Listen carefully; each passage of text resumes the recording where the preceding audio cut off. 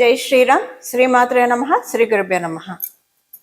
2026 సంవత్సరం ఆషాఢ మాసంలో శుక్లపక్ష ఫలితాలు.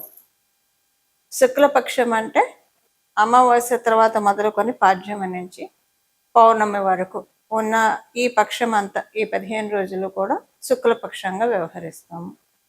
ఆషాఢ మాసంలో శుక్లపక్షంలో ఎలాంటి ఫలితాలు ఉండబోతున్నాయి గోచార రీత్యా ద్వాదశ రాశుల వాళ్ళకి, ద్వాదశ లగ్నాల వాళ్ళకి? గోచారంలో గ్రహ గమనాలు మొదటగా మనం పరిశీలిద్దాం. వృషభ రాశిలో మంగళ సంచారం, మిథున రాశిలో వక్రించిన బుధుని సంచారం. వక్రించిన బుధదేవుడు 22వ తారీఖు వరకు వక్ర గమనంలో ఉండి 23వ తారీఖు నుంచి కూడా ఆయన సవ్యగతిలోకి వస్తారు. రవి 16వ తారీఖు వరకు మిథున రాశిలో సంచారం చేస్తూ 17వ తారీఖు నుంచి మిథున రాశి నుంచి కర్కాటక రాశిలోకి కర్కాటక రాశిలోకి ఆయన ప్రవేశిస్తారు. అక్కడే దక్షిణాయన పుణ్యకాలం కూడా ప్రారంభమవుతుంది. గురుదేవుడు దేవగురువైన బృహస్పతి కర్కాటక రాశిలో సంచారము. రెండు గ్రహాలు సింహరాశిలో సంచారం. శుక్ర భగవానుడు, కేతుదేవుడు, వీరిద్దరూ కూడా సింహరాశిలో వారి సంచారం. అలాగే రాహుదేవుడు కుంభరాశిలో ఆయన సంచారము. శనీశ్వరుడు మీనరాశిలో సంచారం. ఆఖరుదైన మీనరాశిలో ఆయన సంచారం ఉంది. ఇవి గోచారంలో ఉన్న గ్రహ గమనాలు. ఈ గ్రహ గమనాలను అనుసరించి ఈ సమయంలో ద్వాదశ రాశుల వాళ్ళకి, ద్వాదశ లగ్నాల వాళ్ళకి ఎలాంటి ఫలితాలు ఉంటాయి ఇది మనం చూద్దాము. ఈ పక్షం ఆఖరిలో శనీశ్వరుడు కూడా వక్రగతిలోకి వెళ్తున్నారు. ఇవి గోచార గ్రహ గమనాలు. ఈ గోచార గ్రహ గమనాలను అనుసరించి ఎలాంటి ఫలితాలు ఉంటాయి? ఈ ఫలితాలు అసలు తెలుసుకోవడానికి ముందుగా ఈ పక్షంలో గోచారంలో గ్రహాలు ఎలా స్థితిలో ఉన్నాయి? శుభత్వాన్ని సూచిస్తున్నారా, జాగ్రత్తని సూచిస్తున్నారా? ఇవి మనం ఇప్పుడు మాట్లాడుకుందాం. గోచారంలో బుధ భగవానుడు వక్రించి ఉన్నాడు. ఈ గోచారంలో లాస్ట్లో అంటే ఈ పక్షం ఆఖరిలో ఆయన వక్రగతిలోంచి బుధ భగవానుడు బయటకు వస్తాడు. ఈ పక్షం చివరిలో శనీశ్వరుడు వక్రగతిలోకి వెళ్తున్నాడు. ఇది ఈసారి ఉన్న ప్రత్యేక అంశము. బుధ భగవానుడు వక్రించి ఉండడం, ఆయన స్వక్షేత్ర గతుడై ఉన్నాడు. స్వక్షేత్ర గతుడై ఉండి వక్రగతిలో ఉండడము, అలాగే గురు భగవానుడు ఉచ్చ స్థానంలో ఉండడం, ఇదంతా కూడా స్పెషల్ గ్రహస్థితిగా మనం పరిగణించాలి. అయితే ఇప్పుడు దీన్ని దృష్టిలో పెట్టుకొని ద్వాదశ రాశుల వాళ్ళకి, ద్వాదశ లగ్నాల వాళ్ళకి ఎలాంటి ఫలితాలు ఉంటాయి ఈ విషయాన్ని మనం ఇప్పుడు చూద్దాం. వృషభ రాశి, వృషభ లగ్నంలో పుట్టిన వాళ్ళకి, వృషభ రాశిలో పుట్టిన వాళ్ళకి ఈ పక్షంలో అనుకూలమైన ఫలితాలు ఉన్నాయి. అట్ ద సేమ్ టైం ప్రతికూలమైన ఫలితాలు కూడా ఉన్నాయి. అనుకూలమైన ఫలితాలు, ప్రతికూలమైన ఫలితాలు రెండు కూడా సమానంగా ఉన్నాయి. అనుకూలమైన ఫలితాలు ఏ విషయంలో? అనుకూలమైన ఫలితాలు ఆర్థికపరమైన అంశాలలో కొంచెం చికాకు అనిపించిన మధ్యలో, కానీ వెంటనే సర్దుమణిగిపోతుంది. మొత్తం మీద ఈ పక్షం మొత్తం మీద చికాకు అయితే అనిపిస్తుంది. ఆర్థిక పరంగా సర్దుమణిగిపోతుంది. అంటే మంచిలో చెడు, చెడులో మంచి అలా ఉంటుంది ఈ పక్షంలో. మీకు ఆర్థిక పరంగా చికాకు ఉన్నట్టే ఉంటుంది, కానీ మళ్ళీ వెంటనే సెట్ అయిపోతుంది. ఇది చెడులో మంచి ఇలా ఉంటుంది. అలాగే అంతా ఈ వీక్ అంతా అలానే ఉంటుంది. రిలేషన్స్ కూడా మీ ఇంట్లో వాళ్ళతో కావచ్చు, బయట వాళ్ళతో కావచ్చు, మీరు బాగా పరిచయం ఉన్న వాళ్ళు కావచ్చు, ఫ్రెండ్స్ కావచ్చు, కొలీగ్స్ కావచ్చు, వాళ్ళతోటి బాగున్నట్లే ఉంటుంది. మళ్ళీ వాళ్ళతోటి ఇబ్బందులు, పాలిటిక్స్ ప్లే అవుతాయి. మేబీ వాళ్ళే డైరెక్ట్ కారణం కాకపోవచ్చు, ఇండైరెక్ట్గా కూడా అవ్వచ్చు. ఇలా మీకు విసుగు వస్తుంది. వీళ్ళతో ఉన్నందుకు మనం సంతోషపడాలా, ఇలా అవుతున్నందుకు బాధపడాలా, ఇలాంటి సిచ్యువేషన్స్ ఉంటాయి. ఇది ఉద్యోగస్తులకైతే. మరి వ్యాపారస్తులకైతే ఒకళ్ళు ఇప్పుడు మీరు డే టు డే ట్రాన్సాక్షన్స్, ఏదైనా ట్రాన్సాక్షన్స్ ఉంటాయి కదా, లావాదేవీలు ఉంటాయి కదా. ఒక కొత్త క్లయింట్, ఒక కొత్త ట్రాన్సాక్షన్ జనరేట్ అయిందంటే న్యూ పర్సన్ నుంచి ఓల్డ్ పర్సన్ వెళ్ళిపోతారు. ఇలా ఉంటుంది. ఇదేంటి వచ్చిందని ఆనందపడాలా, వీళ్ళు వెళ్ళిపోతున్నందుకు బాధపడాలా, ఇలా ఉంటుంది. ఇంకా గృహిణులకైతే మానసిక ఒత్తిడి విపరీతంగా ఉంటుంది. మీ అంటే మీ బంధువులతోటి కలహాలుంటాయి.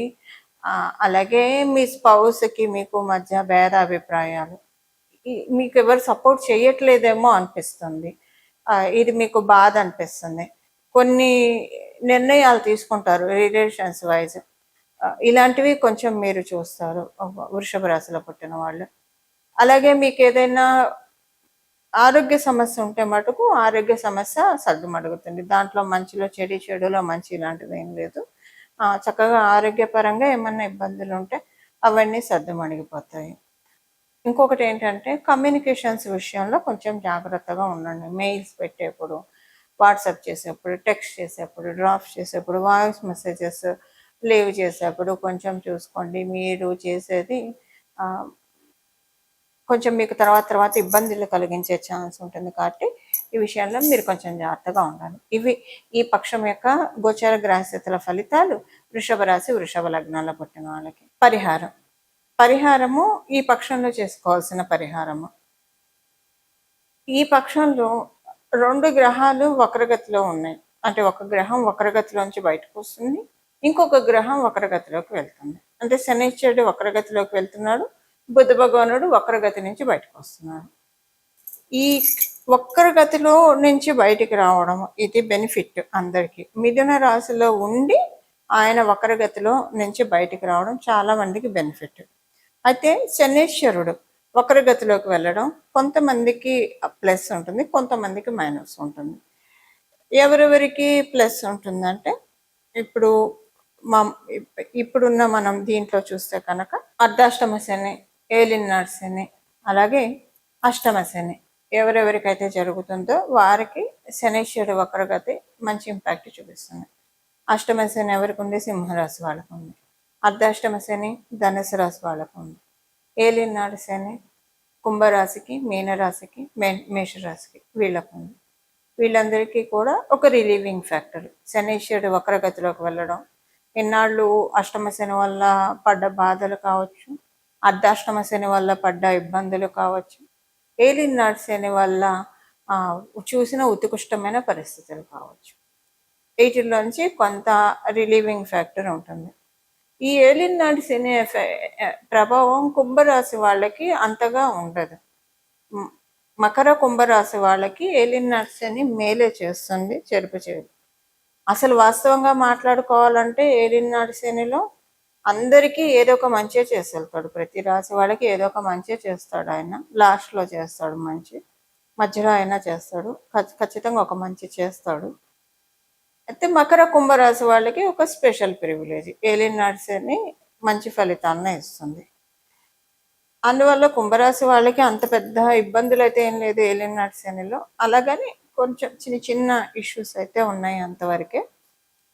ఇప్పుడు వీటిలోంచి అర్ధాష్టమ శని, అష్టమ శని, ఏలినాటి శనిలో ఉన్న వాళ్ళకి కొంత ఊరట ఉంటుంది. ఆయన వక్రగతిలో వెళ్ళడం వల్ల, శనీశ్వరుడు వక్రగతిలోకి వెళ్ళడం వల్ల ఊరట ఉంటుంది. అలాగే బుధ భగవానుడు వక్రగతిలో నుంచి బయటికి రావడం ఇది కూడా ఒక ఊరట. ఆయన స్వక్షేత్రంలో వక్రించడం అనేది అన్ని రాశుల వాళ్ళకి అంటే పూర్తిగా మంచిది కాదు అది. అదే శత్రుస్థానంలోనూ నీచ స్థానంలో ఉన్నప్పుడు వక్రిస్తే అది శుభ ఫలితాన్ని ఇస్తుంది. ఈయన వక్రగతిలో ఉంటే ఎవరికి ఎక్కువ స్పెషల్ ఫలితాలు ఉంటాయి అంటే కర్కాటక రాశికి బుధ భగవానుడు వక్రించడం వల్ల కర్కాటక రాశి వాళ్ళకి మంచి ఫలితాలు ఉంటాయి.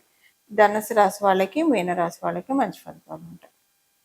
ఇప్పుడు చేసుకోవాల్సిన పరిహారము ఇదేంటంటే, మీరు అంటే మీకు ఒక ఐడియా ఉంటే కనుక ఒక మంత్రాన్ని తీసుకొని ఆ మంత్రాన్ని అనుష్ఠానం చేస్తూ ఇంకొక మంత్రంతో సంపుటీకరణం చేయడం. ఈ ప్రాసెస్ అందరికీ ఐడియా ఉండదు, కొంత కష్టసాధ్యం అవుతుంది.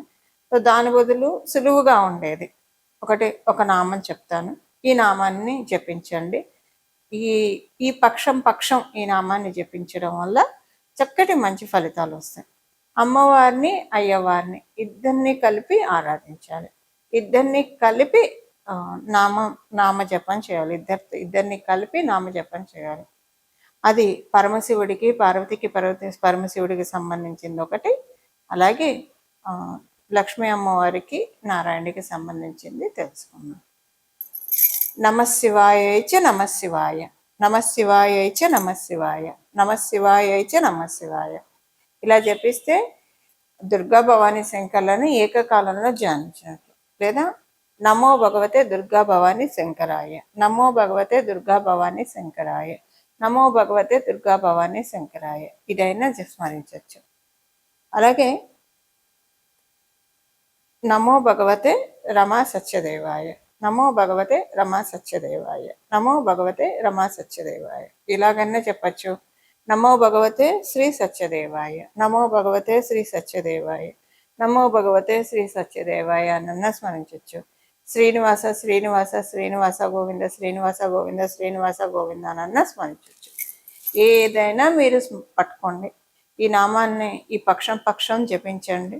మనసులో మీరు ఇవి నామాలే కాబట్టి ఎప్పుడు దీనికే నియమ నిబంధనలు అంటే ఏమీ ఉండవు. మీరు ఎప్పుడు కూడా సర్వకాల సర్వావస్థల్లో ఈ నామాన్ని జపించుకోవచ్చు. మీరు బయటకు వెళ్తున్నారు, ఆఫీస్కి వెళ్తున్నారు, లేదా ఎక్కడన్నా ఉన్నారు, స్మరించుకోవచ్చు. నిద్ర పడుకున్నారు మంచం మీద, అప్పుడు కూడా నామజపానికి ఎటువంటి తప్పు లేదు, ఎలాంటి నియమాలు కూడా లేవు. భోజనం చేస్తున్నాడు, భోజనం చేస్తూ స్మరించుకోవచ్చు. అసలు భోజనం కాలంలో భగవన్ నామస్మరణ చేస్తూనే భోజనం చేయాలి. సో వంట చేస్తున్నా, ఏ పని చేస్తున్నా సరే భగవన్ నామస్మరణ చేసుకుంటూ చేస్తే కనుక ఈ పక్షం అంతా కూడా దైవబలం చక్కగా ఉన్న పక్షము.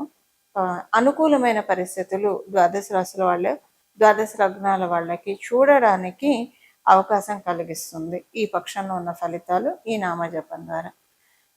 ఇలా మనం అందరం కూడా భగవంతుడి కృపకి, లక్ష్మీనారాయణ కృపకి, దుర్గా భవానీ శంకర్ల కృపకి పాత్రలం కావాలని చెప్పి మనందరి తరఫున మనస్ఫూర్తిగా వేడుకుంటూ మంగళం. నమో భగవతే వాసుదేవాయ.